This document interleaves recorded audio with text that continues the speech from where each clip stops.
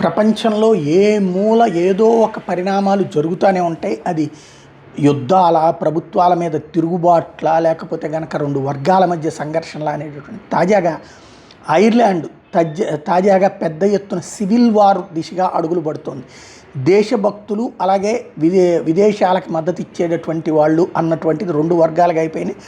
దాంతో అక్కడ ఆర్థిక వ్యవస్థని స్తంభింపజేశారు, వ్యాపారాలు నిలుపు చేశారు, పెద్ద ఎత్తున ప్రజలు రోడ్ల మీదకి వచ్చారు. రెండు రకాలైనటువంటిది వర్గాలు అటు ఐర్లాండ్లో యూరోపియన్కి అనుకూల, యూరోపియన్కి వ్యతిరేక. యూరోపియన్ వాళ్ళు డబ్బులంతా మనం దోచుకు తింటున్నారన్నటువంటి ఉద్యమాలు ఒకవైపు, లేదు యూరోపియన్ భాగస్వామ్యం కూడా ఉండాలని చెప్పేవాళ్ళు మరొక వైపు మధ్యన పెద్ద ఎత్తున ఉద్యమాలు ప్రారంభమైపోయినాయి.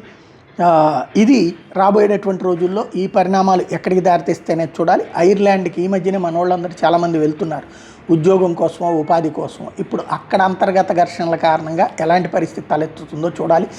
బయట వాళ్ళు వద్దన్నటువంటి ఫీలింగ్ పెరిగింది అక్కడ.